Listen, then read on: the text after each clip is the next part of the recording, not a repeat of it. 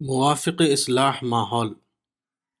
حضرت ابو ہریرہ سے روایت ہے کہ رسول اللہ صلی اللہ علیہ وسلم نے فرمایا: اذا كان اول لیلۃ من شہر رمضان صفدت الشیاطین ومردت الجن وغلقت ابواب النار فلم يفتح منها باب وفتحت ابواب الجنة فلم يغلق منها باب وينادي مناد یا باغی الخیر اقبل ویا باغی الشر اقصر وللہ عتقاء من النار وذلك كل لیلۃ۔ الترمذی کتاب الصوم باب فضل شہر رمضان۔ یعنی جب رمضان کے مہینے کی پہلی رات آتی ہے تو شیاطین اور بھٹکانے والے سرکش جن قید کر دیے جاتے ہیں اور جہنم کے دروازے بند کر دیے جاتے ہیں، اس کا کوئی دروازہ کھلا نہیں رہتا۔ جنت کے دروازے کھول دیے جاتے ہیں، اس کا کوئی دروازہ بند نہیں کیا جاتا۔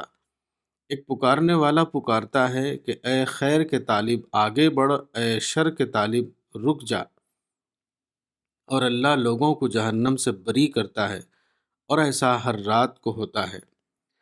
اس حدیث میں ایک مخصوص اسلوب میں یہ بات بتائی گئی ہے کہ رمضان کا مہینہ اپنے اعمال کے اعتبار سے روزے داروں کے لیے ایک موافق اصلاح ماحول پیدا کرتا ہے۔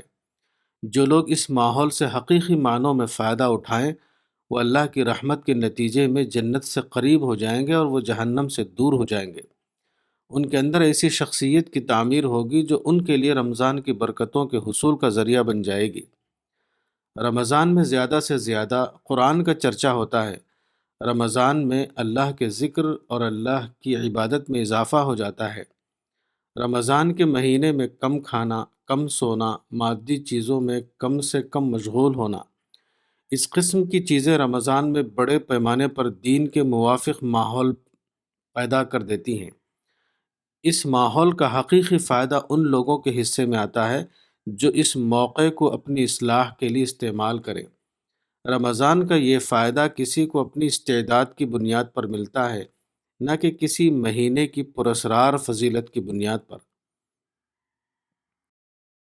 کتاب صوم رمضان، مولانا وحید الدین خان، صفحہ نمبر 13۔